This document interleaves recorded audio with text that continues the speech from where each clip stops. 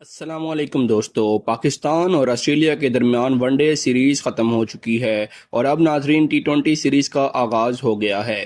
जी हाँ दोस्तों, आप यूँ समझें कि पाकिस्तानी टीम की प्लेइंग 11 सामने आ चुकी है।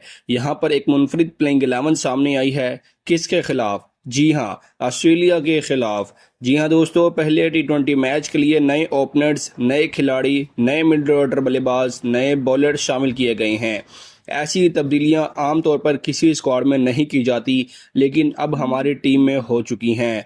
आप लोग जानते हैं कि खबर आ रही थी कि कोच तब्दील किया जा रहा है, हेड कोच तब्दील किया जा रहा है। बिल्कुल दुरुस्त सुना आपने। जी हाँ नाजरीन, चेयरमैन पीसीबी मोहसिन नकवी को पता चल गया है कि ये जो निज़ाम था ना, ये निज़ाम ही ख़राब था। पूरे का पूरा सिस्टम का ही बेड़ा गर्क हुआ हुआ था।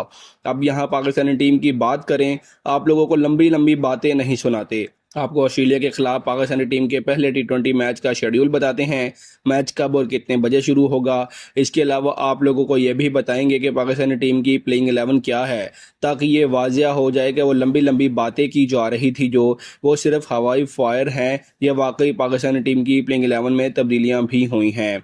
तो आखिरकार दोस्तों, सबसे पहले फ़खर जमान के फैंस हाज़िरी ज़रूर लगवाएं और कमेंट सेक्शन में फ़खर फौजी ज़रूर लिखें, क्योंकि फ़खर जमान की टी20 टीम में एक मरतबा फिर धमाका खेज वापसी हो चुकी है।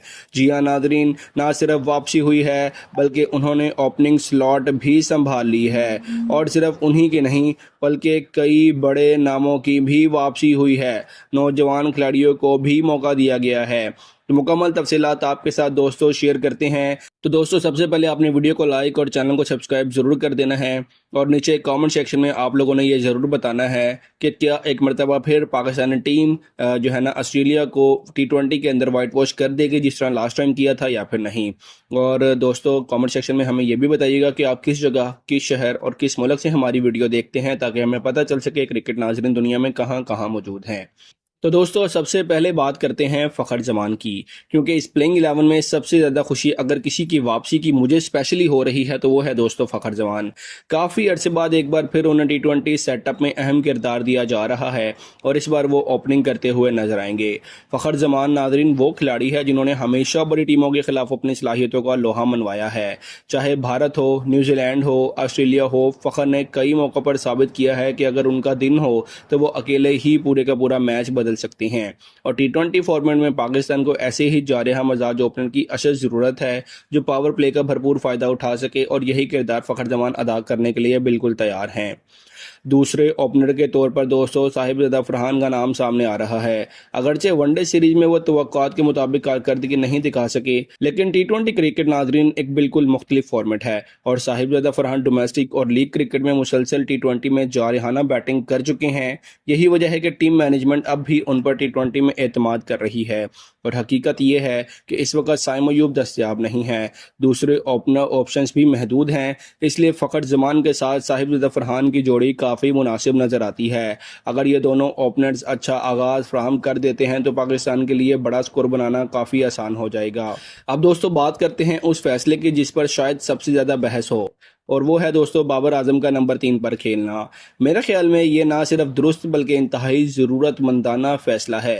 बाबर आजम को बार बार मुख्तलिफ नंबर पर आजमाने के बजाय उन्हें वहाँ खिलाना चाहिए जहाँ वो सबसे ज़्यादा कामयाब रहे हैं, नंबर 3 पर। और बाबर का कुदरती मकाम भी वही है। अगर टीम को उनसे रन चाहिए, इनिंग्स को संभालना है और दबाव को कंट्रोल करना है तो उन्हें नंबर 3 पर खिलाना होगा। अब दोस्तों, बाबर के पास भी मौका है कि वो अपनी कारकर्दगी से नाकदीन को जवाब दें और साबित करें कि वो अब भी पाकिस्तान के अहम तरीन बल्लेबाजों में शुमार होती हैं। नंबर 4 पर दोस्तों हसन नवाज के इंतखाब काफ़ी दिलचस्प दिखाई दे रहा है।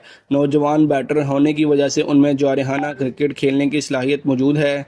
टी20 क्रिकेट में नंबर 4 की पोजीशन बहुत अहम होती है, क्योंकि इस मकाम पर आने वाले बैटर को हालात के मुताबिक खेलना पड़ता है।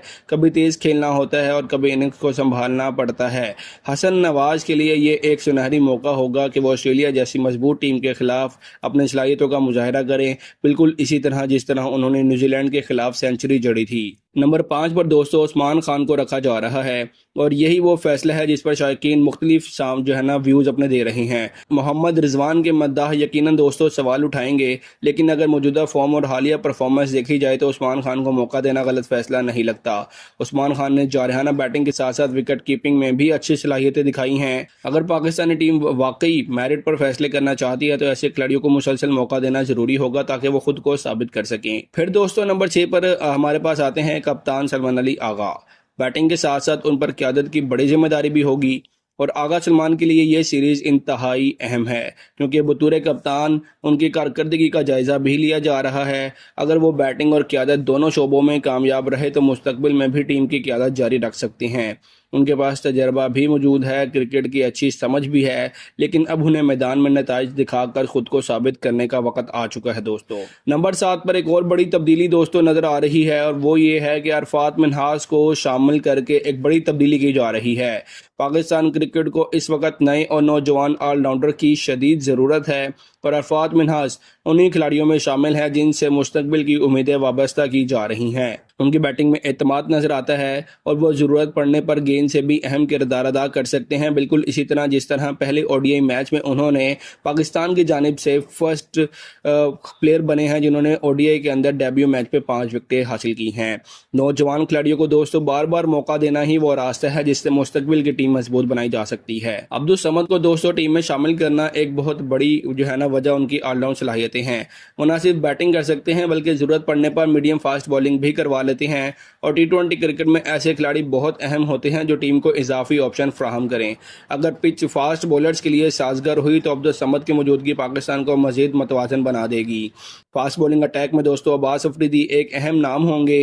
हालिया अरसे में उन्होंने अपनी रफ्तार, यॉर्कर्स और डेथ ओवर्स की बॉलिंग से काफ़ी मुतासर किया है सबको।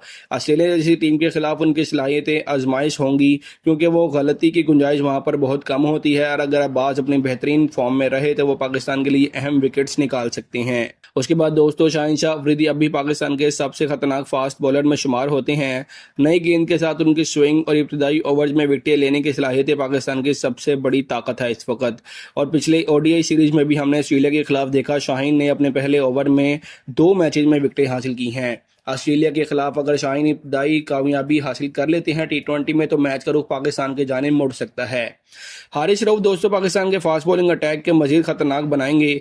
उनकी रफ्तार, बाउंसर्स और जारहाना अंदाज ऑस्ट्रेलियाई बैटर्स के लिए मुश्किलात पैदा कर सकता है।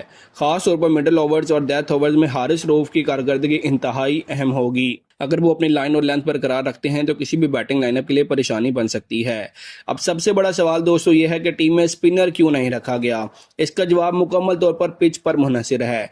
अगर फास्ट ट्रैक तैयार किया जाता है तो इजाफी फास्ट बॉलिंग ऑप्शन के साथ जाना ज़्यादा मुनासिब होगा, लेकिन अगर स्पिन पिच बनती है तो फिर दोस्तों सुफियान मुकीम या इब्रार अहमद में से किसी एक को ज़रूर शामिल किया जाएगा। दोनों स्पिनर्स मैच जितवाने की सलाहियत रखते हैं और हालात के मुताबिक टीम मैनेजमेंट अब फैसला करेगी। मजमूई तौर पर दोस्तों देखा जाए तो ये प्लेइंग 11 माजी के मुकाबले में काफी मतवाजन और दिलचस्प नजर आ रही है। अब अगर दोस्तों इस मैच के टाइम टेबल और शेड्यूल की बात की जाए तो दोनों बोर्ड्स के दरमियान टी20 सीरीज के शेड्यूल के बारे में बात जारी है और इतलात के मुताबिक तकरीबन जून के आखिर में ये सीरीज का आगाज होने जा रहा है और ये 3 टी20 मैचेस की सीरीज होगी। दोनों बोर्ड राब्ते में है, जैसे ही कोई शेड्यूल आएगा आपके साथ मुकम्मल शेयर किया जाएगा।